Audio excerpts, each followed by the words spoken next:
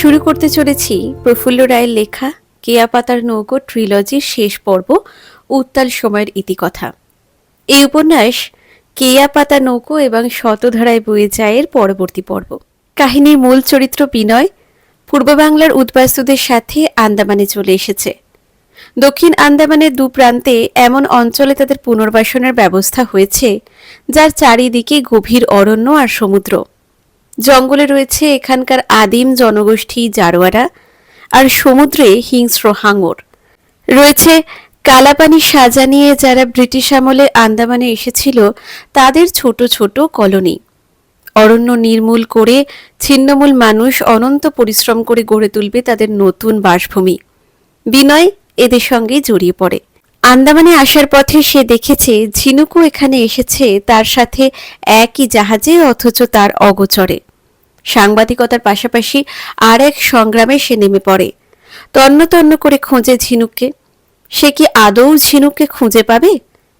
অপরাজীয় মানুষের অনন্য সংগ্রামের কাহিনী, উত্তাল সময়ের ইতিকথা।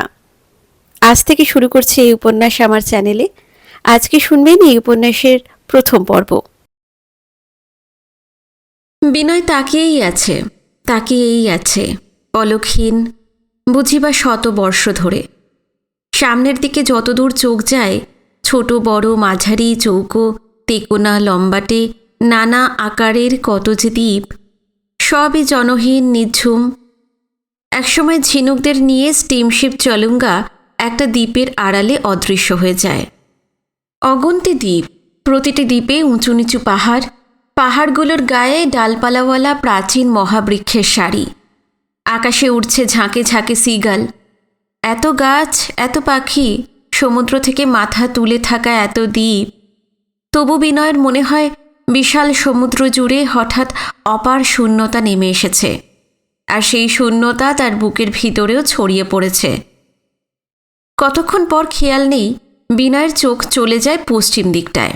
উপসাগর, যার নাম শেষস্ট্রেস বে, তার ওপারে যে পাহাড়টা অন্য সব পাহাড়ের মতোই গাছগাছালি ঝোপঝি ছাড়ে লতা পাতায় তীব্র সবুজ হয়ে আছে, সেটাকে খুব চেনা চেনা মনে হলো।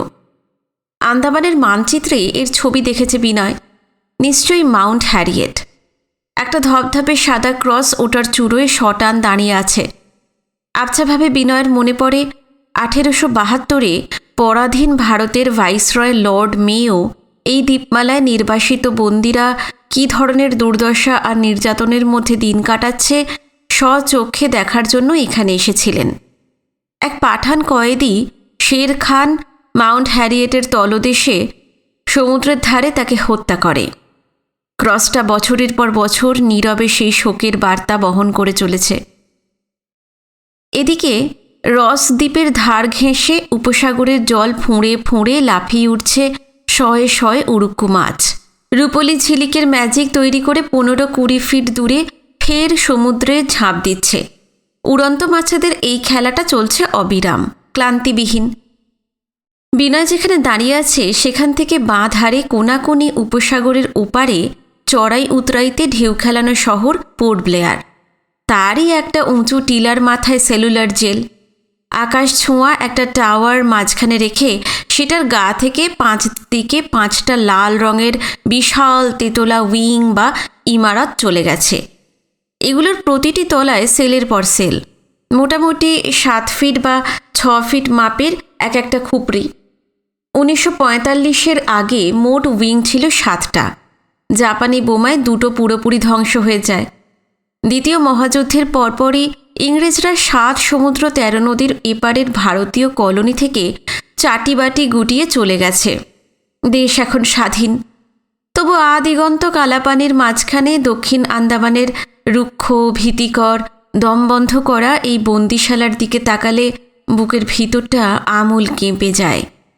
কুখ্যাত এই জেলখানা ঘিরে হাড় হিম করা নানা ঘটনা বিশ্বব্রহ্মাণ্ডের কারোর জানতে বাকি নেই। ব্রিটিশ রাজত্বের অসীম দম্ভ এবং নির্যাতনের স্মৃতিস্তম্ভ এই সেলুলার জেল। আন্দামান নিয়ে যত বই বেরিয়েছে তার প্রায় সবগুলোতেই এর ছবি চোখে পড়বে। এক একটা শহরের সঙ্গে জড়িয়ে আছে চোখ ধাঁধানো প্রাচীন কোনো সৌধ বা অন্য কোনো ল্যান্ডমার্ক, যা দেখলে লহমায় শহরটাকে চিনে নেওয়া যায়। প্যারিসের যেমন আইফেল টাওয়ার, লন্ডনের বিগ বেন, বম্বের গেটওয়ে অফ ইন্ডিয়া বা কলকাতার হাওড়া ব্রিজ, আন্দামানের তেমনই সেলুলার জেল। জেলখানার অনেকটা নিচে উপসাগরের ধার ঘেঁষে আঁকা বাঁকা রাস্তা ডাইনে এবং বাঁয়ে বহুদূর চলে গেছে। সেখানে কিছু লোকজন চোখে পড়ছে, দূর থেকে ছোট ছোট পুতুলের মতো মনে হয়, যেন মানুষের বনসাই। উপসাগর থেকে হুহু করে উঠে আসছে তুমুল ঝোড়ো বাতাস। রস আইল্যান্ডের সারি সারি নারকেল গাছগুলোর ঝুঁটি ধরে সমানে ঝাঁকিয়ে চলেছে। সমুদ্র, পাহাড় এবং হাজার হাজার বছরের মহা অরণ্য দিয়ে সাজানো এই দ্বীপপুঞ্জের চারিদিকে কত অবাক করা দৃশ্য। হাওয়ার সাঁই সাঁই অবিরল শব্দ, কিন্তু কিছুই যেন শুনতে বা দেখতে পাচ্ছে না বিনয়। কলকাতার রাস্তায় রাস্তায় পাক খেয়ে খেয়ে নিরুদ্দেশে চলে যাওয়া অসংখ্য গলি ঘুঁজির গোলকধাঁধায়, কলকাতার সীমানা ছাড়িয়ে উদ্বাস্তুদের কলোনি আর রিলিফ ক্যাম্পগুলোতে ভোর হতে না হতে উদ্ভ্রান্তের মতো ছুটে গেছে। পাগলের মতন খুঁজে বেরিয়েছে ঝিনুককে, তাকে পাওয়া যায়নি। হতাশ, ব্যর্থ, হাক্লান্ত বিনয় ফিরে এসেছে সন্ধ্যের পর, দিনের পর দিন। তারপর ধীরে ধীরে কবে যেন ঝিনুকের মুখ স্মৃতিতে ঝাপসা হয়ে গেছে। তার জন্য সারাক্ষণ যে আবেগে বুকের ভিতরটা উতরল হয়ে থাকত, তার তীব্রতা ক্রমশ জড়িয়ে এসেছে। যে মেয়ে নিজের ইচ্ছায় হারিয়ে গেছে, তার জন্য কতকাল আর একই রকম ব্যাকুলতা টিকে থাকে। নতুন ভারতে চাকরি নেবার পর সে বিনয়ের জীবনের নতুন পরিধি থেকে দূরে, আরও দূরে সরে যাচ্ছিল। কিন্তু চকিতের জন্য সেদিন খিদিরপুরের 22 নম্বর ডেকে ঝিনুককে দেখার পর পুরনো ব্যাকুলতা বুকের গভীর স্তর খুঁড়ে ফিনকি দিয়ে বেরিয়ে এসেছিল। জাহাজের খোলে হাজারটা ছিন্নমূল মানুষের ভিতর আতি পাতি করে তার সন্ধান করেছে বিনয়। না, তাকে পাওয়া যায়নি। পরে বিনয় ভেবেছে হয়তো চোখের ভুল, নেহাতি ক্ষণিকের বিভ্রম, হয়তো মুখের আদলে খানিকটা মিল আছে, তাই ঝিনুক বলে মনে হয়েছে। বিনয় নিজেকে বোঝাতে চেয়েছে সমুদ্র পাড়ে দিয়ে আন্দামানেই বা যাবে কেন ঝিনুক, কার সঙ্গী বা যাবে? কলকাতার মতো মহানগরে তার চেনা জানা এমন কেউ নেই যার সঙ্গে সে আন্দামানের জাহাজে উঠতে পারে। কিন্তু এই কিছুক্ষণ আগে বিনয়ের সব ভ্রান্তি কেটে গেছে। অন্য কেউ নয়, ঝিনুক। হ্যাঁ, ঝিনুকই ইন্টার আইল্যান্ড সার্ভিসের চালুঙ্গা জাহাজে 500 উদ্বাস্তুর সঙ্গে মিডল আইল্যান্ডে চলে গেল। কে বলে পুরনো আবেগ মরে যায়? তাই যদি হতো, হৃৎপিণ্ড এত উথাল পাথাল হচ্ছে কেন? কেনই বা শিরাস্নায়ু ছিঁড়ে ছিঁড়ে ছত্রখান হয়ে যাচ্ছে? একটা দম আটকানো কষ্ট ডেলা পাকিয়ে গলার কাছে আটকে আছে। তারই মধ্যে বিনয় ভাবছিল, যেমন করে হোক মিডল আন্দামানে ঝিনুকের কাছে তাকে যেতেই হবে। কাল হোক, পরশু হোক, 10-20 দিন পরেই বা হোক। ঝিনুকের সঙ্গে তাকে দেখা তো করতেই হবে, তাকে না নিয়ে সে কলকাতাতেও ফিরবে না। হঠাৎ দূর থেকে ভটভট শব্দ কানে এলো। চমকে বিনয় দেখতে পায় সেসোস্ট্রেস বে আধখানা বৃত্তের আকারে বেঁকে যেখানে সেলুলার জেলের তলা দিয়ে ডাইনে বহু দূরে চলে গেছে, সেখান থেকে দুটো বড় লঞ্চ এদিকেই এগিয়ে আসছে। পিছন থেকে কেউ ডেকে ওঠে, বিনয়বাবু, বিনয়বাবু। ঘাড় ফেরাতেই চোখে পড়ে নিরঞ্জন। সে বলল, আপনার মালপত্র গোছগাছ কইরা রেডি হন, লঞ্চ আইতে আছে, এইবার পোর্ট ব্লেয়ার টাউনে যামু। মালপত্র আর কি? একটা চামড়া সুটকেস, মাঝারি একটা হোলডলে তোষক, হাওয়া বালিশ, কম্বল, চাদর আর মশারি গুছিয়ে বেঁধে দিয়েছে শান্তিনিবাস মেসের সুবল। সেগুলো গার্ডেন আমব্রেলা ধরনের মস্ত এক ছাতার তলায় এক ধারে রেখে দিয়েছে বিনয়। সে অন্যমনস্কর মতো পা ফেলে ফেলে তেজি রোদ ঠেকাতে যেখানে গার্ডেন আমব্রেলাগুলো ডানা মেলে সারি সারি দাঁড়িয়ে আছে, সেই দিকে এগিয়ে গেল। এদিকে বিভাস এবং উদ্বাস্তু পুনর্বাসন দপ্তরের 4-5 জন কর্মী মুখে টিনের চোঙা লাগিয়ে চেঁচিয়ে চেঁচিয়ে শরণার্থীদের সমানে তাড়া দিচ্ছিল। পোর্ট ব্লেয়ার যেতে হবে। 15-20 মিনিটের ভিতর সবাই যেন প্রস্তুত হয়ে নেয়। নিরঞ্জন বিনয়কে যা বলেছে, বিভাসরা ঠিক তাই বলছে উদ্বাস্তুদের। কলকাতা থেকে আসার পথে সমুদ্রে সাইক্লোনের মুখে পড়েছিল বিনয়দের জাহাজ SS মহারাজা। তুমুল রোলিং জাহাজের খোলে হাজারখানেক উদ্বাস্তুকে অবিরল একবার ওপরে ছুঁড়ে দিয়ে পরক্ষণে নিচে আছড়ে ফেলে দুমড়ে মুচড়ে তাদের শরীরগুলোকে ময়দা ঠাসার মতো তাল গোল পাকিয়ে ছেড়েছিল। যা খেয়েছিল পাকস্থলী থেকে হরহর করে বমি হয়ে ঠিকরে বেরিয়ে এসেছে। পরে সমুদ্র শান্ত হলেও তারা এতটাই কাহিল হয়ে পড়ে যে খাওয়ার কোনো রকম ইচ্ছাই ছিল না। বাঙ্কে চোখ বুজে নির্জীব শুয়ে থেকেছে তারা। কিন্তু রস আইল্যান্ডে পৌঁছবার পর পায়ের তলায় মাটি পেয়ে খিদেটা ফের ফিরে আসে। পেট জ্বলে যাচ্ছিল তাদের, যেন দাউ দাউ আগুন জ্বলছে। জাহাজেই চান টান সেরে নিয়ে রসে নেমে ভাত ডাল মাছ তরকারি দিয়ে গলা অবধি ঠেসে তবে শান্তি। খাওয়া দাওয়া চুকলে ভালো করে যে জিরিয়ে নেবে তেমন ফুরসত পাওয়া যায়নি। এর মধ্যেই আবার ছটা বিয়ে হলো। তারপর পাঁচেক উদ্বাস্তু তুলে নিয়ে চলুঙ্গা জাহাজ মিডল আন্দামানে চলে গেল। বাকি যারা রইল এত সব ঘটনার পর অপার ক্লান্তিতে তাদের চোখ জুড়ে আসছে। গাছের ছায়ায় কিংবা বিরাট বিরাট পাথরের চাঁইয়ের আড়ালে যে যেখানে পেরেছে শুয়ে পড়েছে। বিভাসদের হাঁকাহাঁকিতে তারা ধড়মড় করে উঠে বসে। তারপর কলকাতার রিলিফ ক্যাম্পগুলো থেকে পার্থিব সম্পত্তি বলতে টিনের তোবড়ানো বাক্স, কাঁথাকানি, ছেঁড়া শতরঞ্চিতে জড়ানো বিছানা, হাতা, খুন্তি, কড়াই, যে যেটুকু পেরেছে নিয়ে এসেছে সব জড়ো করে নিল।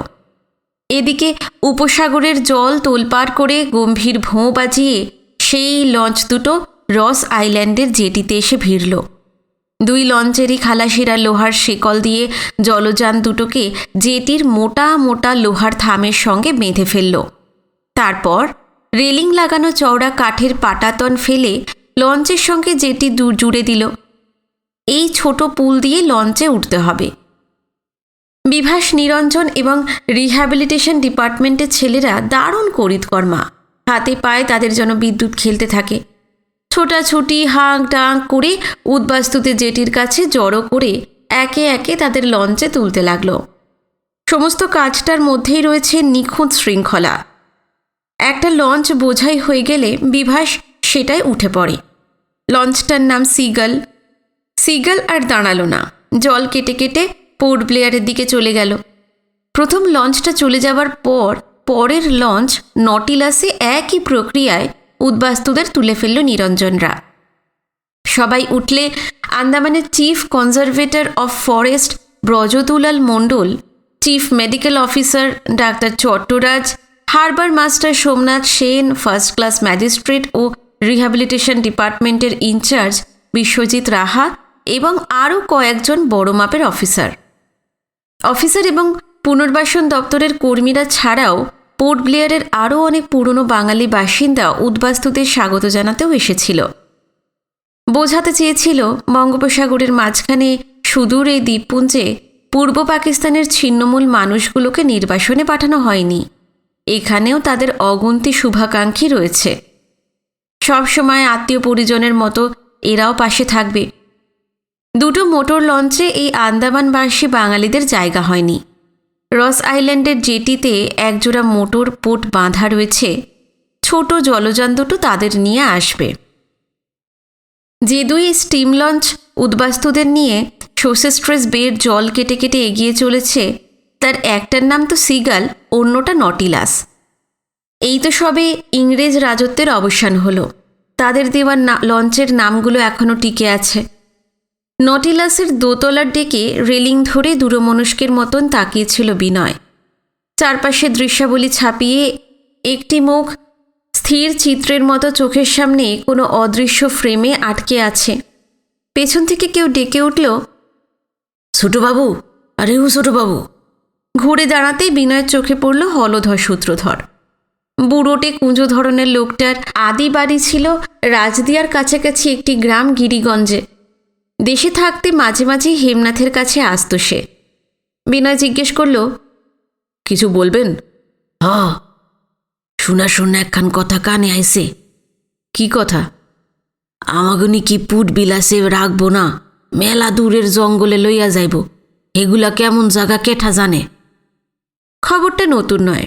নিরঞ্জন আগেই বিনয়কে জানিয়েছে পোর্ট ব্লেয়ার শহর থেকে 30-40 মাইল পশ্চিমে উদ্বাস্তুদের জন্য পুনর্বাসনের ব্যবস্থা হয়েছে।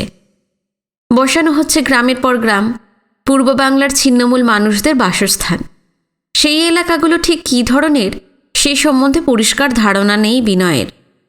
হলধর বলতে লাগল, শুনলাম যেইখানে আমাকে লইয়া যাইব এর চাইপাশে আলিশান আলিশান জঙ্গল, জঙ্গলি জারোয়া কাছাকাছি থাহে, বিষমাখা তীর ফেঁকে। বিনয় রীতিমতো অবাক। গিরিগঞ্জের হলধর সূত্রধর, যে নাকি কোনোদিন স্কুলের ধারে কাছে ঘেঁষেনি, অক্ষয় পরিচয়হীন বেজায় সাধাসিধে, দেশভাগের আগে বিক্রমপুরের চৌহদ্দির বাইরে কখনো কোথাও যায়নি, বঙ্গোপসাগর পাড়ি দিয়ে মাত্র কয়েক ঘন্টা আগে রস আইল্যান্ডে পৌঁছেছিল। এখন স্টিম লঞ্চ নটিলাসে পোর্ট ব্লেয়ার চলেছে, আর এইটুকু সময়ের মধ্যেই কত তথ্যই না সংগ্রহ করে ফেলেছে। হলধর থামেনি। জারোয়ানি কি কয়জন রিফিউজরে মাইরা ফেলাইছে ছোটবাবু? আমার তো ডরে বুক কাঁপে। হলধরকে বিনয়ের সঙ্গে কথা বলতে দেখে আরও 15-20 জন উদ্বাস্তু ডেকের নানা দিক থেকে চলে এসেছে। সবারই মুখ চেনা, 2-4 জনের নামও জানে বিনয়। দেশ থেকে উৎখাত হয়ে হলধরের সঙ্গে এরা দমদমে ত্রাণ শিবিরে বেশ কিছুদিন কাটিয়েছে। সবারই চোখে মুখে গভীর উৎকণ্ঠার ছাপ। সৃষ্টি ছাড়া আদিম অরণ্যে হিংস্র জারোয়াদের পাশাপাশি থাকতে হবে, হলধরের মতন এই খবরটা নিশ্চয়ই তারাও পেয়েছে। এদেরই একজন মাখন রুদ্রপাল বলল, জারো গোহাতে মরণের লইগা কি গরমে নামাগো এই আন্ধারমান দ্বীপে লইয়া আইল ছোটবাবু? হলধরের দেখা দেখি দমদম ক্যাম্পের আরও অনেকেই বিনয়কে ছোটবাবু বলে। ইন্ডিয়ার মেনল্যান্ড থেকে বিচ্ছিন্ন 1000 মাইল দূরের এই দ্বীপপুঞ্জে জঙ্গলের ভিতর এখানকার আদি বাসিন্দাদের তীরের মুখে শরণার্থীদের নিয়ে যাওয়া হচ্ছে। সেখানেই হবে তাদের নতুন স্থায়ী বাসস্থান। ভাবতেই ভীষণ অস্বস্তি হতে থাকে বিনয়ের। দেশ ছেড়ে চলে আসার পর শিয়ালদা স্টেশনে আর ত্রাণ শিবিরে কি নিদারুণ দুর্গতির মধ্যে এদের দিন কেটেছে, সেটাকে বেঁচে থাকা বলে না। ক্ষয়ে ক্ষয়ে তারা শেষ হয়ে যাচ্ছিল। শেষ পর্যন্ত ভয় দ্বিধা কাটিয়ে আন্দামানের জাহাজে উঠেছে। তাদের জানানো হয়েছে সমুদ্রের মাঝখানে তাদের যে নিজস্ব বাসভূমি হবে তা সম্পূর্ণ নিরাপদ এবং ঝঞ্ঝাটমুক্ত। পূর্ব বাংলার গ্রামে গ্রামে যে জীবন তারা চিরতরে ফেলে এসেছে, ফের তারা গড়ে তুলবে অসীম পরিশ্রমে, অফুরান মমতায়।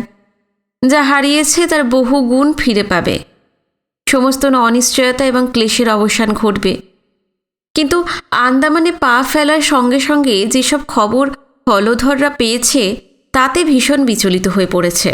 বিনয় ধারণা ছিল পোর্ট ব্লেয়ার শহরের আশেপাশে উদ্বাস্তুদের গ্রাম বসানো হচ্ছে, কিন্তু এখানে পৌঁছানোর পর অন্যরকম শোনা যাচ্ছে।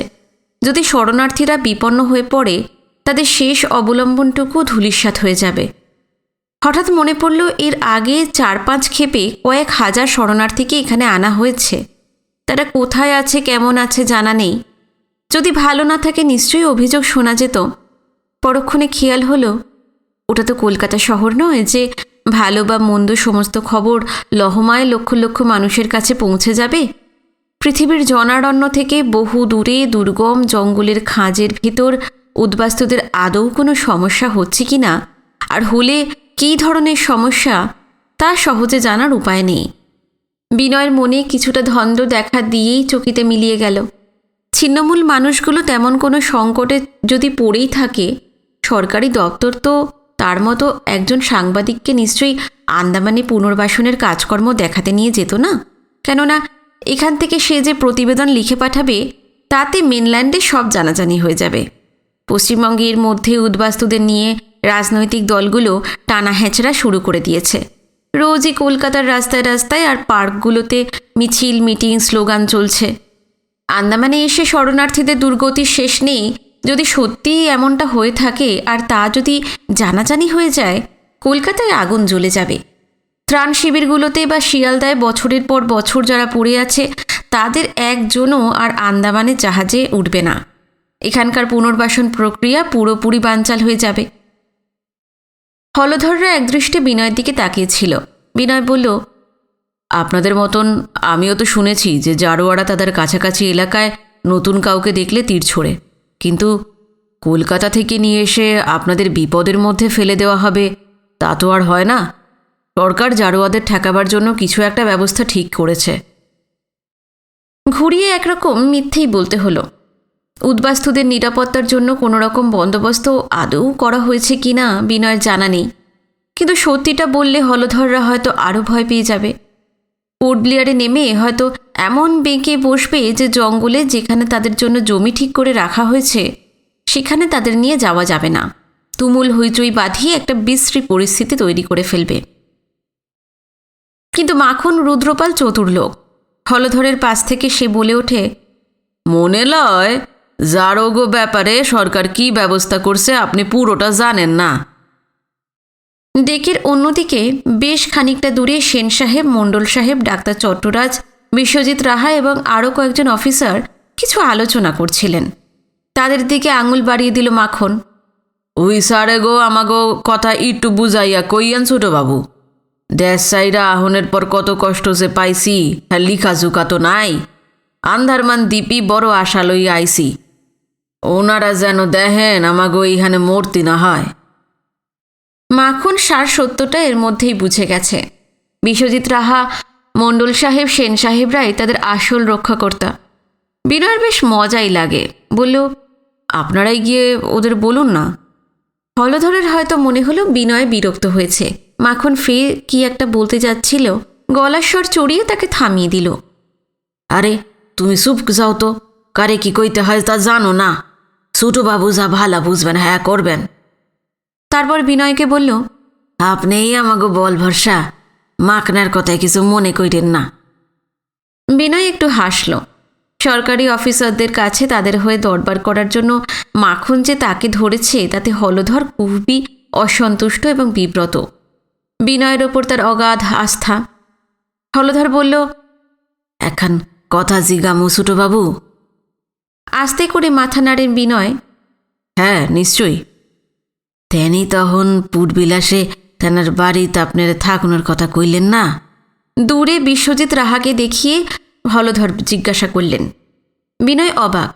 রস আইল্যান্ডে মহারাজা জাহাজ থেকে নামার পর জগদীশ গুহঠাকুরা তার চিঠি বিশ্বজিৎকে দেবার পর তিনি যে তাকে তার বাংলোতে থাকার কথা বলেছিলেন সেটা তাহলে লক্ষ্য করেছে হলধর?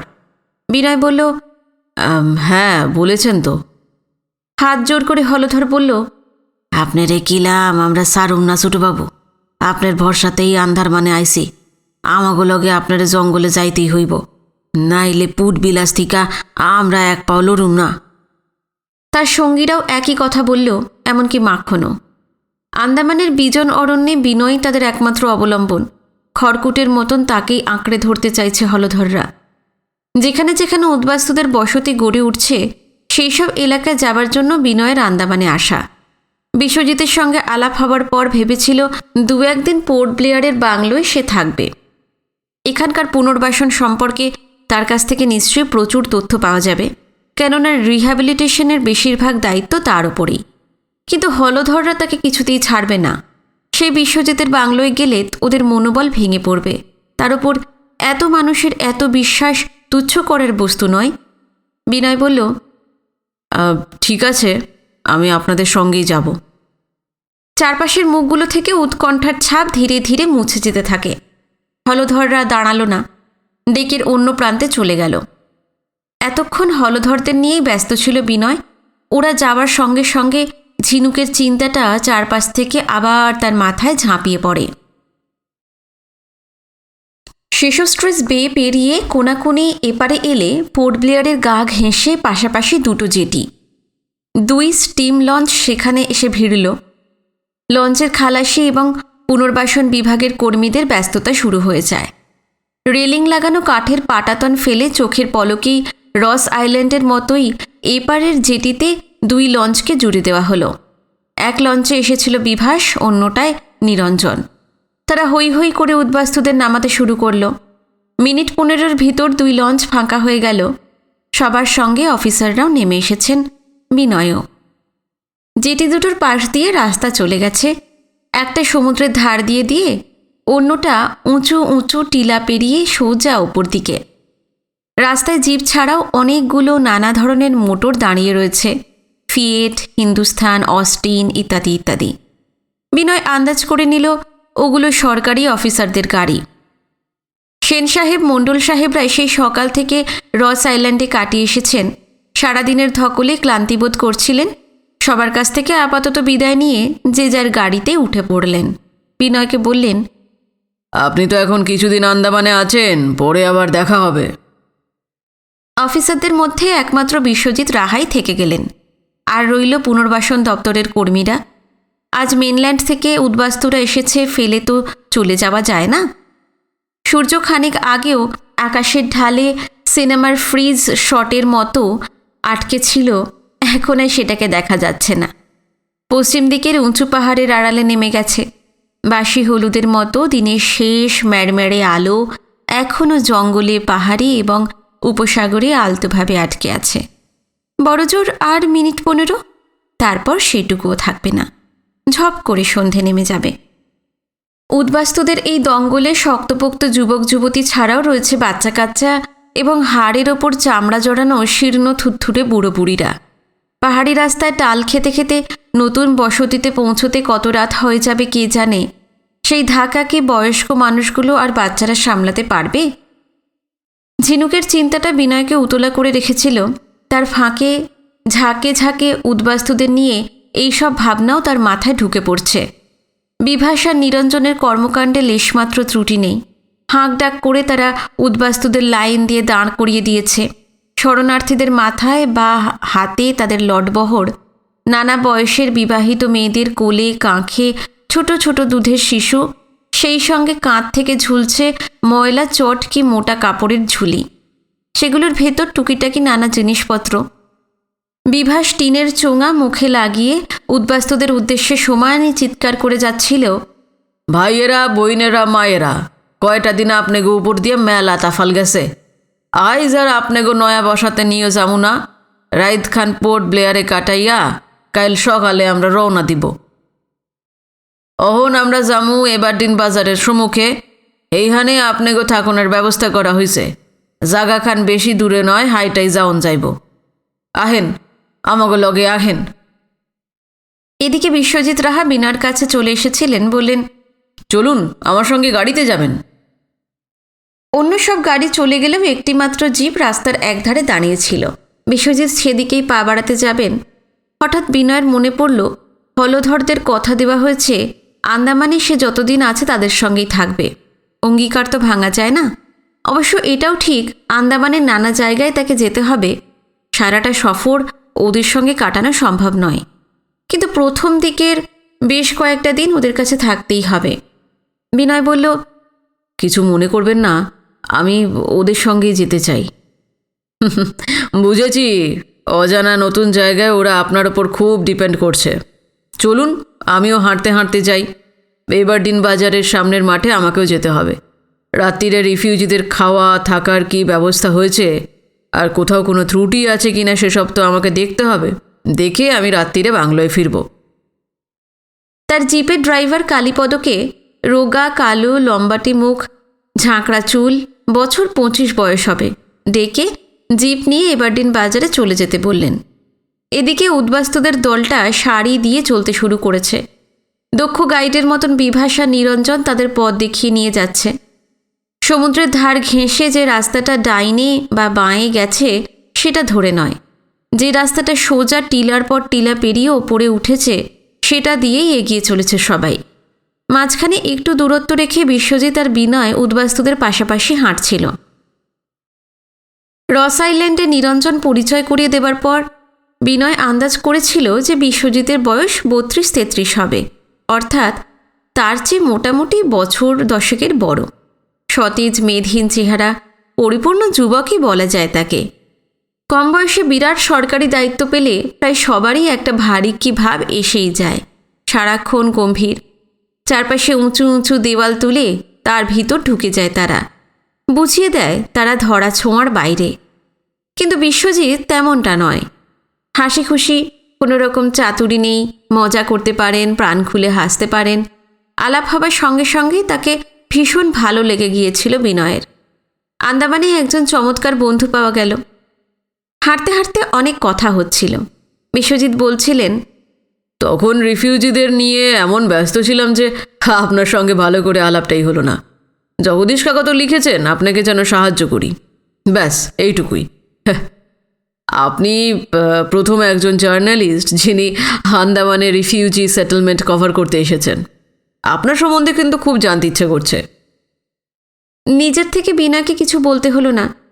কয়েক মিনিটের ভেতর নানা প্রশ্ন করে খুঁটিয়ে খুঁটিয়ে তার সম্পর্কে প্রায় সমস্ত কিছুই জেনে নিলেন বিশ্বজিৎ। ঝিনুকের ব্যাপারটা বাদে বাকি সবই বলে গেল বিনয়। এই একটা গোপন দুর্বল জায়গা আছে তার বুকের ভেতর, নিদারুণ কষ্টকর। ঝিনুকের কথা যারা জানে তারা জানে, নিজের মুখে বিনয় অন্য কাউকে কিছু বলতে পারবে না। বিশ্বজিৎ গভীর আগ্রহে শুনছিলেন, সহানুভূতিতে তার মন ভরে যায়। ভারী গলায় বললেন, আপনি নিজেও তাহলে দেশভাগের একজন ভিকটিম, তাই উদ্বাস্তুদের সম্বন্ধে এত সিম্প্যাথি আপনার। সমুদ্র পাড়ি দিয়ে আন্দামান অবধি তাদের সঙ্গে চলে এলেন, ভাবা যায়? কথাটা মোটামুটি ঠিকই। আন্দামানে আসার জন্য ব্যগ্র হয়েছিল সে। নতুন ভারত অ্যাসাইনমেন্ট দেওয়ায় এখানে আসা সম্ভব হয়েছে, নইলে এত তাড়াতাড়ি আসা সম্ভব হতো না।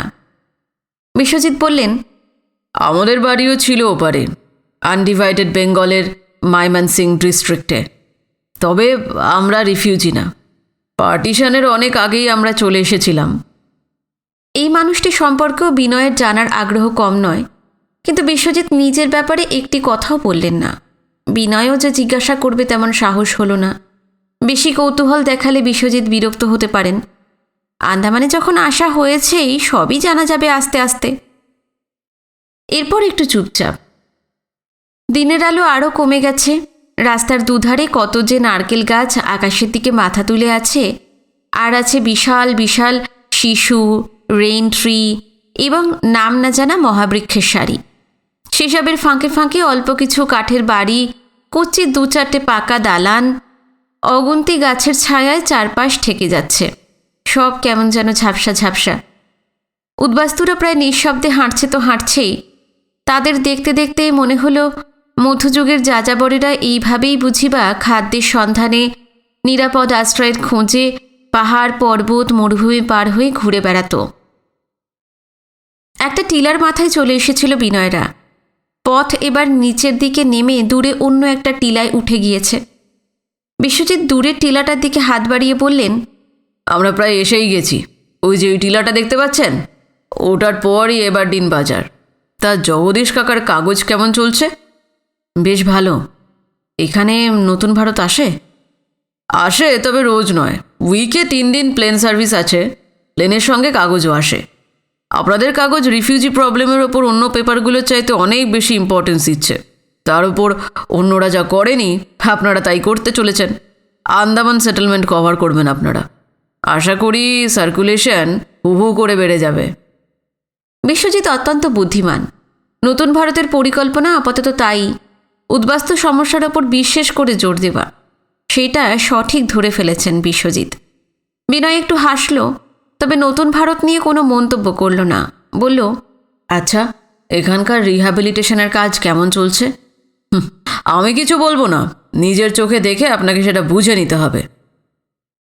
আবার কিছুক্ষণ নীরবতা। সমান্তরালে ঝিনুকের চিন্তাটা ভিতরে ভিতরে চলছিলই। হঠাৎ বিদ্যুৎ চমকের মতো মনে হলো পুনর্বাসন দপ্তরের এই মহা ক্ষমতাবান অফিসারটি ইচ্ছে করলে ঝিনুকের সঙ্গে তার যোগাযোগ ঘটিয়ে দিতে পারেন, কিন্তু সরাসরি তো বলা যায় না। আমাকে মিডল আন্দামানে যাওয়ার বন্দোবস্ত করে দিন। পোর্ট ব্লেয়ারকে ঘিরে দক্ষিণ আন্দামানের শরণার্থীদের নতুন নতুন বসতিগুলো না দেখেই কেন সে মধ্য আন্দামানে যেতে চাইছে, এই নিয়ে নানা প্রশ্ন উঠবে। সেগুলো তার পক্ষে খুবই অস্বস্তিকর। কিছুক্ষণ ভেবে নিয়ে বিনয় জিজ্ঞেস করল, আচ্ছা, মিডল আন্দামান এখান থেকে কত দূর? 60-62 মাইল হবে। নিরঞ্জনবাবু বলেছেন ইন্টার আইল্যান্ড শিপ সার্ভিসের জাহাজে মাসে একবার মাত্র ওখানে যাওয়া যায়। হ্যাঁ, ঠিকই বলেছেন। আচ্ছা, এছাড়া আর কোনোভাবে কি সেখানে যাওয়া যায় না? চলতে চলতে ঘাড় ফিরিয়ে কয়েক পলক বিনয়কে লক্ষ্য করলেন বিশ্বজিৎ। তারপর বললেন, যায়। শেল কালেক্টরদের মোটর বোট আইল্যান্ডের কোস্ট ধরে মাঝে মাঝে মিডল আইল্যান্ড, এমনকি আরও দূরে নর্থ আইল্যান্ড অবধি চলে যায়। তবে কত দিনে যাবে তার ঠিক নেই। শেল কালেক্টর মানে? বিশ্বজিৎ বুঝিয়ে দিলেন, সমুদ্রে ডুবুরি নামিয়ে যারা শঙ্খ, কুড়ি, যেমন টার্বো, ট্রোকাস, নটিলাস এমনই নানা জিনিস তুলে আনে তারা হলো শেল কালেক্টর। সরকারের কাছ থেকে লাইসেন্স নিয়ে তবেই এইসব শেল তোলা যায়। তোলার পর অ্যাসিড দিয়ে সাফ করে পালিশ লাগিয়ে এগুলো বাইরে চালান করা হয়। বিদেশের বাজারে আন্দামানের টার্বো, ট্রোকাস, নটিলাসের বিপুল চাহিদা। বিশ্বজিৎ বলতে লাগলেন, তাছাড়া নর্থ আন্দামানের মায়াবন্দরে একটা কোম্পানির অনেকগুলো বিরাট বিরাট কাঠের কারখানা রয়েছে। তাদের ছোট ছোট জাহাজ আছে, সেটা মিডল আন্দামান হয়ে কখনো 15 দিন, কখনো 2-3 মাস পর পোর্ট ব্লেয়ার থেকে মায়াবন্দর যায়। বিনয় একটু নিরাশী হয়ে পড়ে। শেল কালেক্টরদের বোট বা কাঠের কারখানার জাহাজের ব্যাপারটা অনেকখানি অনিশ্চিত। কবে ওদের মিডল আর নর্থ আন্দামানে যাবার দরকার হবে কে জানে। এমনও তো হতে পারে 5-7 দিনের ভিতর যাবে।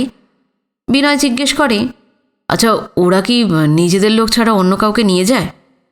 না, তবে সরকারি অফিসাররা বললে নিশ্চয়ই নিয়ে যাবে। আশার একটু সংকেত যেন বিনয় দেখতে পায়। গভীর আগ্রহে বলে, কয়েকদিনের মধ্যে ওদের বোট বা জাহাজ মিডল আন্দামানে যাবে কিনা সেটা কি জানা যায়? হ্যাঁ, তা হয়তো যায়। কিন্তু আপনি কি মিডল আন্দামানে যেতে চাইছেন? হ্যাঁ, মানে ওখানেও তো সেটেলমেন্ট হচ্ছে, সেটা দেখাও তো একটু জরুরি। হ্যাঁ, অবশ্যই। আগে সাউথ আন্দামানের সেটেলমেন্টটা দেখে নিন, তারপর না হয় মিডল আন্দামানে যাবেন। আমি সব ব্যবস্থা করে দেবো। বিনয় বুঝতে পারছে বিশ্বজিৎ ইচ্ছে করলে শেল কালেক্টরদের বোটে বা কাঠের কারবারিদের জাহাজে তাকে পাঠিয়ে দিতে পারেন। তার মতো বিপুল ক্ষমতাবান অফিসারের হুকুম অমান্য করার মতো বুকের পাটা কারোর হবে না। কিন্তু বোট বা জাহাজ কবে ছাড়বে সেটা বড় মাপের প্রশ্ন। তাছাড়া এখানে পা দিতে না দিতেই পোর্ট ব্লেয়ারের চারপাশের পুনর্বাসনের হাল না দেখে 70 মাইল দূরের মধ্য আন্দামানে যাবার জন্য এত ব্যগ্র হয়ে ওঠাটা একটু দৃষ্টিকটু। যতই ব্যাকুল হোক, ঝিনুকের সঙ্গে এখনই দেখা হবার সম্ভাবনা নেই। আপাতত বেশ কিছুদিন বিনয়কে দক্ষিণ আন্দামানেই কাটাতে হবে। খানিক আগে বিশ্বজিৎ যে উঁচু টিলাটা দেখিয়েছিলেন, চড়াই বেয়ে বেয়ে সবাই এখন সেটার মাথায় উঠেছে। নিঃশব্দে খানিকটা চলার পর বিনয় জিজ্ঞেস করে, আচ্ছা, একটা খবর জানা যেতে পারে? কি খবর? একটা মেয়ে, মানে এই 19-20 বছর বয়স, আজ আমাদের সঙ্গে রস আইল্যান্ডে এসেছে। সে চলুঙ্গা জাহাজে মিডল আন্দামানে গেছে। ও কোন ফ্যামিলির সঙ্গে ওখানকার কোন সেটেলমেন্টে গেল, দয়া করে যদি একটু খোঁজ নেন। একটা মেয়ে? কি নাম মেয়েটার? তাপসী লাহিড়ী, ডাকনাম ঝিনুক। বলেই হকচকিয়ে যায় বিনয়। ঝিনুকের নামটা গোপনই রাখতে চেয়েছিল সে। ভেবেছিল মিডল আন্দামানে গিয়ে সেখানকার সেটেলমেন্টগুলোতে ঘুরে তাকে খুঁজে বার করবে। কিন্তু বিশ্বজিতের সঙ্গে কথা বলতে বলতে নিজের এই সংকল্পের কথাটা লহমার জন্য ভুলে গিয়েছিল বিনয়। নিজের অজান্তে ঝিনুকের নাম তার মুখ থেকে বেরিয়ে এসেছে। চলতে চলতে পলকহীন বিনয়ের দিকে তাকিয়ে থাকেন বিশ্বজিৎ। রীতিমতো অবাকই হয়েছেন। বিষয়টা থিতিয়ে এলে হেসে হেসে বলেন, আশ্চর্য! মহারাজা জাহাজে 4 দিন একসঙ্গে কাটালেন, রস আইল্যান্ডেও বেশ কয়েক ঘন্টা কাটিয়েছেন। মেয়েটি কোন ফ্যামিলির সঙ্গে এসেছে তাকেই তো জিজ্ঞাসা করতে পারতেন। পারতপক্ষে মিথ্যে বলে না বিনয়, তেমন অভ্যাস নেই। কিন্তু এখন অবলীলায় তাই বলতে হলো। না, আসলে জাহাজে কি রস আইল্যান্ডে আমি ওকে লক্ষ্য করিনি। রিফিউজিরা থাকতো শিপের খোলে, আর আমি তো আপার ডেকে। ও যখন চলুঙ্গা জাহাজে মিডল আন্দামানে যাচ্ছে তখন দেখতে পেলাম, কিন্তু চলুঙ্গা তখন অনেকটাই দূরে চলে গেছে। নামটাম যখন বলতে পারছেন, মেয়েটিকে তার মানে ভালোই চেনেন মনে হচ্ছে। প্রচণ্ড অস্বস্তি হতে থাকে বিনয়ের। মুখ ফসকে যখন ঝিনুকের নামটা বেরিয়ে এসেছে, কত রকম প্রশ্নের জবাবদিহি করতে হবে কে জানে। বিশ্বজিৎ প্রথমেই অবধারিত যা জানতে চাইবেন, এত পরিচিত মেয়েটি কোন পরিবারের সঙ্গে আন্দামানে এসেছে বিনয় তার খবর রাখে না, সেটাই বিস্ময়কর। এই সুতো ধরে কথা যে উঠবে, গোপন ব্যাপারটা হয়তো আর রাখা যাবে না। বিনয় টের পেল কপালে দানা দানা ঘাম জমছে। ঝাপসা গলায় বলল, হ্যাঁ, চিনি। আপনি যা জানতে চাইছেন খুব সহজেই জানা যাবে তা। যে রিফিউজিরা আজ এসেছে তাদের নাম, বয়স, তারা কোন কোন ফ্যামিলির মেম্বার, সেই ফ্যামিলিগুলোর হেড কারা, দেশ ইস্ট পাকিস্তানের কোন ডিস্ট্রিক্টে ছিল, ডিটেইলে তার লিস্ট আমার অ্যাটাচি কেসে আছে। আমার ড্রাইভার অ্যাটাচিটা নিয়ে জিপে চলে গেছে, সেটা দেখে আমি আপনাকে বলে দেবো। এটা শুক্লপক্ষ, সূর্যাস্ত হয়েছে বেশ কিছুক্ষণ আগে, চাঁদ উঠে আসছে। কারা যেন জাদু কলস উপুর করে রূপলি জ্যোৎস্না ঢেলে দিতে শুরু করেছে সারা চরাচর জুড়ে। খাড়াই ভেঙে টিলার মাথায় চলে এসেছিল বিনয়রা। এবার তাদের এধারে ঢাল বেয়ে নিচে নামতে হবে। চড়াই বেয়ে ওঠাটা ভীষণ কষ্টের, কিন্তু উতরাই দিয়ে নামাটা অনেক আরামের। বেশ খানিকটা দূরে টিমটিম করে প্রচুর আলো জ্বলছিল। বিশ্বজিৎ বললেন, ওই তো, ওই হলো এবার ডিন মার্কেট, আমাদের ডেস্টিনেশন, চলুন। 3 দিকে লম্বা লম্বা ব্যারাকের মতন দোতলা তেতলা দালান ছাড়াও রয়েছে টিনের বা টালির চালের বেশ কিছু বাড়ি। বেশিরভাগ বাড়ির একতলায় নানা ধরনের দোকানপাট, মুদিখানা, ধোবিখানা, ওষুধের দোকান, জামাকাপড়ের দোকান, দাওয়াখানা, ছোটোখাটো হোটেল ইত্যাদি ইত্যাদি। বিজলিবাতি ছাড়াও কোনোটায় গ্যাসের আলো জ্বলছে। মস্ত মাঠটা বাজারের সামনের দিকে, সেখানে 40-50টা বাঁশের খুঁটি পুঁতে সেগুলোর গায়ে লম্বা ইলেকট্রিকের তার বেঁধে বাল্ব জ্বালানো হয়েছে। মাঠের বেশ খানিকটা জায়গা জুড়ে বসার জন্য চটপাতা, একধারে কটা চেয়ার এবং সাদা ধবধবে চাদর দিয়ে ঢাকা একটা টেবিল। প্রচুর লোকজন জমা হয়েছে এখানে। চেহারা দেখে বোঝা যায় এদের কেউ শিখ, কেউ মাদ্রাজি, কেউ বর্মী, কেউ পাঠান এবং ভারতের নানা অঞ্চলের মানুষ। জনতা কিন্তু চটের ওপর বসেনি, দাঁড়িয়ে দাঁড়িয়ে নিজেদের মধ্যেই কথা বলছে। চারপাশ থেকে অজস্র মাছির ভনভনানির মতন আওয়াজ আসছে। এই মাঠে আজ কি কিছু মিটিং টিটিং আছে?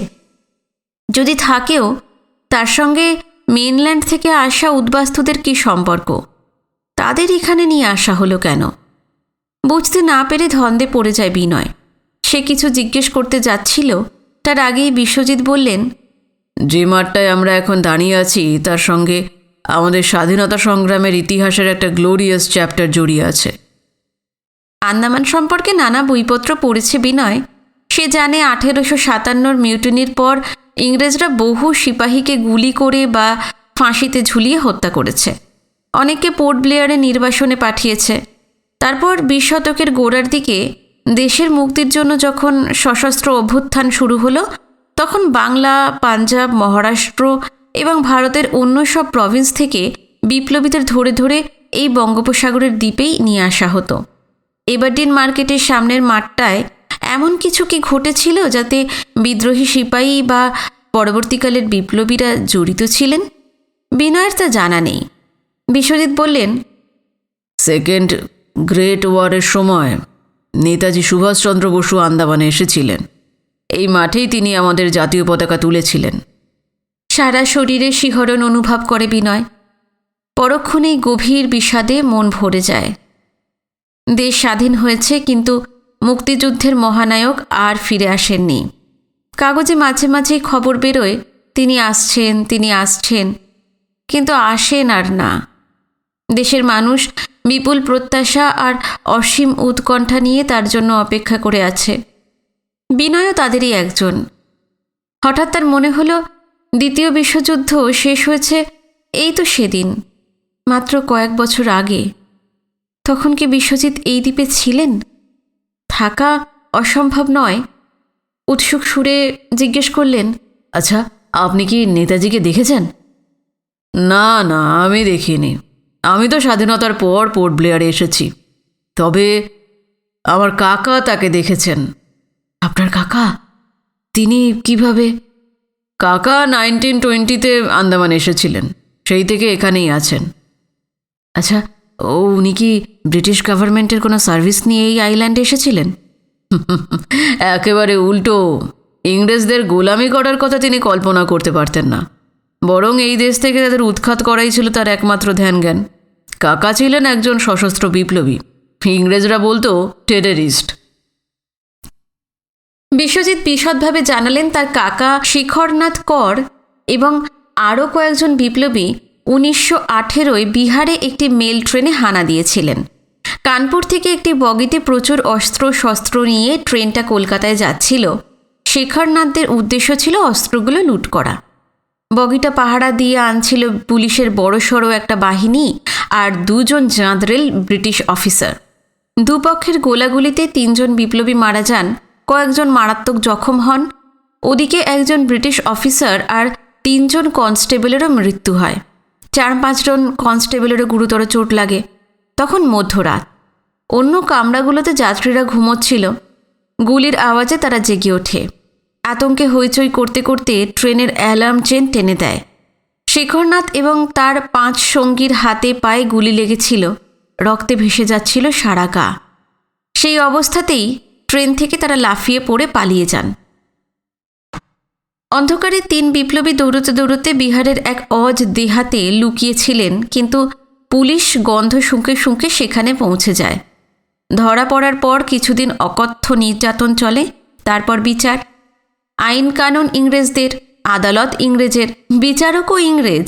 ফলে যা হবার তাই হলো। 2 বিপ্লবীর ফাঁসি হয়ে গেল আর শেখরনাথকে পাঠানো হলো সেলুলার জেলে। বাকি জীবন তাকে এখানেই কাটাতে হবে। সেলুলার জেলের সলিটারি সেলে কয়েক বছর আটকে রাখার পর তাকে জেলখানার বাইরে আনা হয়।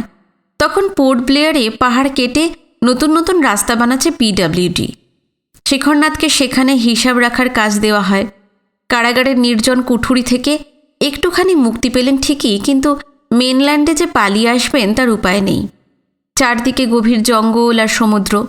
জঙ্গলে রয়েছে হিংস্র আদিবাসীরা, সমুদ্রে তাদের চেয়েও ভয়ঙ্কর ঝাঁকে ঝাঁকে হাঙর। যেদিকেই যান পালানো অসম্ভব। ধীরে ধীরে আন্দামানকে ভালোবেসে ফেললেন শেখরনাথ। আশ্চর্য এক মায়ায় জড়িয়ে গেলেন বঙ্গোপসাগরের এই দ্বীপমালার সঙ্গে। স্বাধীনতার পর ইন্ডিয়ার মেনল্যান্ডে ফিরে যেতে পারতেন, যাওয়ার হয়নি। অবাক বিস্ময় শুনে যাচ্ছিল বিনয়, যেন এক অবিশ্বাস্য রোমাঞ্চকর কাহিনী। জগদীশ গুহ ঠাকুরা তো বারবার বলে দিয়েছিলেন, শুধুমাত্র উদ্বাস্তু পুনর্বাসন নয়, আন্দামানের সমস্ত দিক নিয়েই তাকে লেখা পাঠাতে হবে। বিশেষ করে জোর দিতে হবে সেলুলার জেলের ওপর। কুখ্যাত এই জেলখানায় জীবনের বহু মূল্যবান সময় কাটিয়ে দিয়েছেন শেখরনাথ। তার কাছ থেকে ব্রিটিশ আমলের এই বন্দিশালায় কী ধরনের নির্মম উৎপীড়ন চালানো হতো সেই সব তথ্য জানা যাবে। বিনয় ব্যগ্র হয়ে ওঠে। আমি আপনার কাকার সঙ্গে আলাপ করতে চাই। ওকে কোথায় পাওয়া যাবে? নিশ্চয়ই আলাপ করবেন, তবে আপাতত উনি পোর্ট ব্লেয়ারে নেই, লিটল আন্দামানে গেছেন। 2-4 দিনের ভিতরই ফিরে আসবেন। আজ যে উদ্বাস্তুরা এসেছে, আমি তো তাদের সঙ্গে পুনর্বাসনের জায়গায় চলে যাব। আপনার কাকার সঙ্গে তাহলে দেখা হবে কি করে?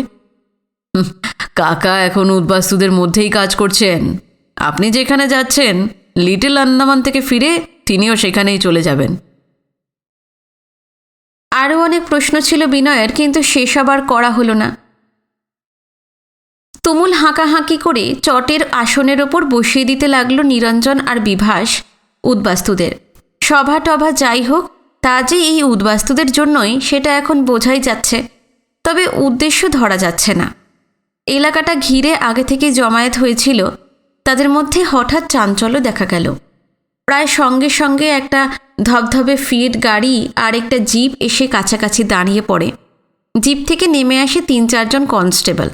ফিয়েট থেকে মাঝবয়সী একজন বেশ সুপুরুষ, চোখে পুরু ফ্রেমের চশমা, মাথায় ব্যাগ ব্রাশ করা কাঁচা পাকা চুল, চেহারায় প্রবল একটা ব্যক্তিত্ব রয়েছে। পরনে ঢোলা ট্রাউজার্স আর শার্ট।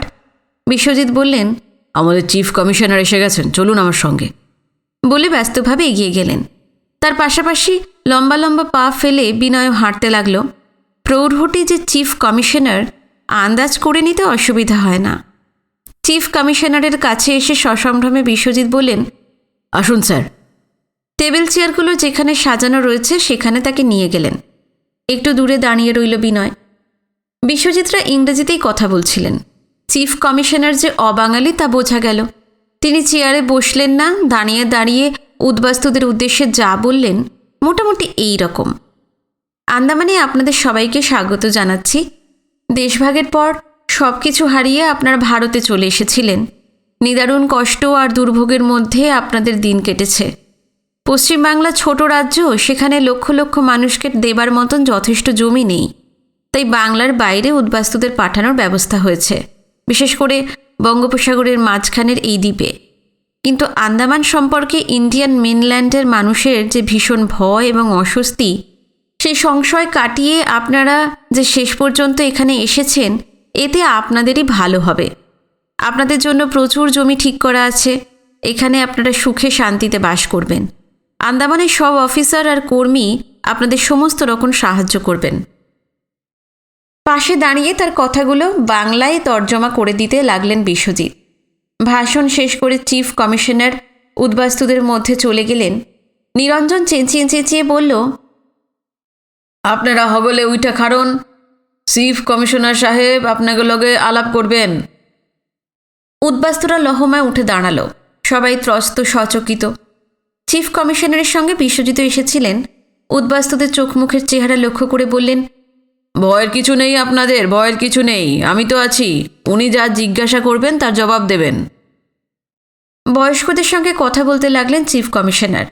পূর্ব পাকিস্তানে কার বাড়ি, কোথায় ছিল, কতদিন আগে দেশ থেকে চলে এসেছে, কলকাতায় কোথায় কাটিয়েছে, জাহাজে পোর্ট ব্লেয়ার আসতে কোনো রকম কষ্ট হয়েছে কিনা, রস আইল্যান্ডে নেমে খাওয়া দাওয়া ঠিকমতো করেছে কিনা, ইত্যাদি ইত্যাদি। আর বিশ্বজিতের ভূমিকাটা দোভাষী, সমানে ইংরাজি থেকে বাংলা এবং বাংলা থেকে ইংরাজি করে যাচ্ছিলেন। আলাপ টালাপ হয়ে গেলে আবার সেই টেবিল চেয়ারগুলোর কাছে চলে এলেন চিফ কমিশনার। বিশ্বজিৎকে জিজ্ঞাসা করলেন, এদেরকে রিহ্যাবিলিটেশনের জায়গায় কালকে নিয়ে যাওয়া হবে নাকি দু একদিন ওরা পোর্ট ব্লেয়ারে থাকবে? না স্যার, রাতটা এখানে কাটিয়ে কাল সকালে ডিপি ফ্যামিলিগুলোকে নিয়ে যাওয়া হবে। দেখো ওদের যেন কোনো অসুবিধা না হয়। না স্যার, হবে না, সব ব্যবস্থা করা আছে। গুড, আমি তাহলে এখন যাচ্ছি। চিফ কমিশনার তার ফিটের দিকে পা বাড়াতে যাবেন, হঠাৎই বিনয়ের কথা মনে পড়ে গেল বিশ্বজিতের। বলল, স্যার, আপনার সঙ্গে একজনের পরিচয় করিয়ে দেব। কে? বিশ্বজিৎ বিনয়কে ডেকে আলাপ করিয়ে দিলেন। চিফ কমিশনার রীতিমতো খুশি, বললেন, ও, আপনি বোধহয় প্রথম সাংবাদিক যিনি আন্দামানের রিফিউজি সেটেলমেন্ট দেখতে এলেন। Most welcome. খবর পাচ্ছি রিফিউজিরা যাতে এখানে না আসে সেজন্য কোনো পলিটিক্যাল পার্টি কলকাতায় অ্যাজিটেশন শুরু করেছে। কি চাইছে এই পার্টিগুলো? ওদের মুভমেন্ট কি বিরাট আকারে ছড়িয়ে পড়তে পারে? এইসব প্রশ্নের সঠিক জবাব বিনয়ের জানা নেই। কলকাতার রাস্তায় রাস্তায় এখন রিফিউজিদের নিয়ে কত যে মিছিল চোখে পড়ে, পার্কে পার্কে মিটিং, স্লোগানে স্লোগানে আকাশ চৌচির হয়ে যায়। অনেকে বলে কমিউনিস্ট পার্টি এবং অন্য বামপন্থী দলগুলো উদ্বাস্তুদের মধ্যে বেস তৈরি করার জন্য তাদের খেপিয়ে তুলছে। লক্ষ লক্ষ শরণার্থী যাদের কোনো আশা নেই, ভবিষ্যৎ নেই, চোখের সামনে শুধুই অনন্ত তমস্যা, এই বিপুল জনগোষ্ঠীকে নিয়ে ওরা নিজেদের শক্তি বাড়াতে চায়। বিনয় অস্বস্তি বোধ করছিল, বলল, পার্টিগুলোর মোটিভ কি আমি ঠিক বলতে পারবো না, তবে নানা লোকে নানা কথা বলে। কি বলে সেটা আর জানায় না। চিফ কমিশনার এ ব্যাপারে আর কিছু জিজ্ঞাসা করলেন না, একেবারে তিনি অন্য প্রসঙ্গে চলে গেলেন। আপনি রিফিউজি সেটেলমেন্টগুলোতে যান, ঘুরে ঘুরে দেখুন রিহ্যাবিলিটেশনের কাজ কিভাবে চলছে। ত্রুটি চোখে পড়লে নিশ্চয়ই লিখবেন। কনস্ট্রাকটিভ সমালোচনা সবসময়ই কাম্য, কিন্তু দয়া করে এমন কিছু লিখবেন না যাতে কলকাতায় আগুন লেগে যায়। তাহলে যাও রিফিউজি আসছে সেটাও পুরোপুরি বন্ধ হয়ে যাবে। পুনর্বাসনের এত বড় একটা পরিকল্পনা যাতে বানচাল না হয়ে যায় সেটা কিন্তু মাথায় রাখবেন। আচ্ছা, নমস্কার, আসি তাহলে আজকে। কপা এগিয়ে গিয়ে তিনি গাড়িতে উঠে পড়লেন। এধারে নিরঞ্জন আর বিভাস চেঁচিয়ে চেঁচিয়ে বলছিল, মালপত্তর কান্দে তুইলা আমাগুলোকে চলেন। নিশ্চয়ই হগলটির ক্ষুদা পাইছে। কয়দিন সমুন্দরে ঝড় তুফানে আপনাকে দলা মোসরা কইরা ছাড়ছে। আজ সকালে রসে নামনের পর সারাটা দিন শরীরের উপর দিয়ে মেলা তাফাল গেছে। আমাগো লোকেরা ভাত ডাল তরকারি মাছ রাইন্দা বাড়ছে, গিয়া খাইয়া শুয়া পড়বেন। ঘুমটা জব্বর দরকার। উদ্বাস্তুরাও যাবার জন্য তৈরি হতে লাগলো। শহরের যেসব দোকানদার, হোটেলওয়ালা, মুদি, সেলুনওয়ালা জড়ো হয়েছিল, চিফ কমিশনার গাড়িতে ওঠার সঙ্গে সঙ্গে তারাও সরে পড়েছে। এধারে বিনয় বলছিল, সকালে পোর্ট ব্লেয়ারের ভিআইপি বাঙালিরা রিফিউজিদের রিসিভ করতে রস আইল্যান্ডে গিয়েছিলেন। সন্ধেবেলা চিফ কমিশনার এভারডিন মার্কেটের সামনে তাদের রিসিভ করলেন। এটাই নিয়ম নাকি? আপনি লক্ষ্য করেছেন দেখছি। নিয়ম ঠিক নয়, তবে আন্দামানের রিফিউজি আসা শুরু হতে এটাই চলছে। আসুন, আপনি তো আমার সঙ্গে যাবেন। কোথায় যাব? কোথায় আবার? আমার বাংলোয়। সে হয় না, রিফিউজিরা আমাকে কিছুতেই ছাড়বে না। আমি ওদের সঙ্গে কথা বলছি, আসুন। কিন্তু আবার কি? কাল সকালে ওরা নতুন সেটেলমেন্টের জায়গায় চলে যাবে, ওদের সঙ্গে তো আমারও যাওয়া দরকার। আরে যাবেন যাবেন, নিশ্চয়ই যাবেন। আমিও আপনাদের সঙ্গে যাব, চিন্তা করবেন না। উদ্বাস্তুরা কিন্তু নাছোড়। রাত্রিটা বিশ্বজিতের বাংলোয় গিয়ে বিনয় থাকবে এইটা জানাতেই হুলুস্থুলু বেঁধে গেল। বিনয় করার করেছিল, যতদিন না আন্দামানের পুনর্বাসন কেন্দ্রে শরণার্থীরা থিতু হয়ে বসছে সে তাদের সঙ্গেই থাকবে। বিনয় আন্দামানে পা দিয়েই যদি অন্য কোথাও রাত কাটাতে যায়, কার ভরসায় তারা থাকবে? বিনয় কাছে না থাকলে তারা সেটেলমেন্টে তো যাবেই না। এমনকি আজ রাতের জন্য নিরঞ্জনরা যেখানে তাদের নিয়ে যেতে চাইছে সেখানেও যাবে না। উদ্বাস্তুদের আশঙ্কাটা কোথায় মোটামুটি আঁচ করতে পেরেছিল বিনয়। ওরা হয়তো ভেবেছে ভুজুং ভাজুং দিয়ে আন্দামানে তাদের পৌঁছে দিয়ে বিনয় কলকাতায় চলে যাবে। বিশ্বজিৎ রাহার বাংলোয় রাত কাটাতে যাওয়াটা কৌশল মাত্র। কাল সে আর তাদের কাছে ফিরে আসবে না। বিনয় বলল, আপনাদের হয়তো মনে হয়েছে যে আমি রাহা সাহেব আমাকে তার বাংলোয় নিয়ে যেতে চাইছেন, এর পেছনে আমার একটা কুমতলব রয়েছে। কিন্তু আপনারা তো শুনেছেন, মুখের কথা খসালেই কলকাতায় ফেরা যায় না। 3 সপ্তাহ পর এখান থেকে কলকাতার জাহাজ ছাড়বে। কম করে 3 সপ্তাহ আমাকে এখানেই থাকতে হবে। আপনারা সবাই নিশ্চিন্ত থাকুন, আমি কাল সকালে আপনাদের কাছেই চলে আসব। উদ্বাস্ত্র তাকে ঘিরে ধরেছিল। ভিড়ের সামনের দিকে রয়েছে হলধর দাস। তার কাঁধে একটা হাত রেখে বিনয় বলল, আপনি তো জানেন আপনাদের হেমকর্তার নাতি কখনো মিছে কথা বলে না। অনেক বোঝানোর পর উদ্বাস্তুরা অনিচ্ছা সত্ত্বেও শেষ পর্যন্ত রাজি হলো। আজ রাতটা বিনয় বিশ্বজিৎ রাহার বাংলোয় থাকতে পারে। বিশ্বজিতের ড্রাইভার কালীপদও তার জিপ নিয়ে ঘুরপথে মাঠের পাশের রাস্তায় এসে অপেক্ষা করছিল। বিনয়কে সঙ্গে করে তিনি সেই দিকে চলে গেলেন। এদিকে বিভাস আর নিরঞ্জন লাইন দিয়ে উদ্বাস্তুদের নিয়ে চলেছে এভারডিন মার্কেটের ডান ধারের রাস্তার দিকে। বিনয়ের ধারণা ওখানেই কোথাও শরণার্থীদের রাতে থাকার বন্দোবস্ত করা হয়েছে। আজকের পর্ব এখানেই শেষ করলাম। আজকের পর্ব যদি আপনাদের ভালো লেগে থাকে অবশ্যই জানাবেন কমেন্টে। পরবর্তী পর্ব নিয়ে খুব শিগগিরই ফিরে আসছি। যারা নতুন এসেছেন আমার চ্যানেলে, এখনও যদি সাবস্ক্রাইব না করে থাকেন চ্যানেলটি সাবস্ক্রাইব করে রাখবেন। নতুন নতুন পর্ব যখন রোজ আসবে তখন আপনাদের কাছে নোটিফিকেশন পৌঁছে যাবে।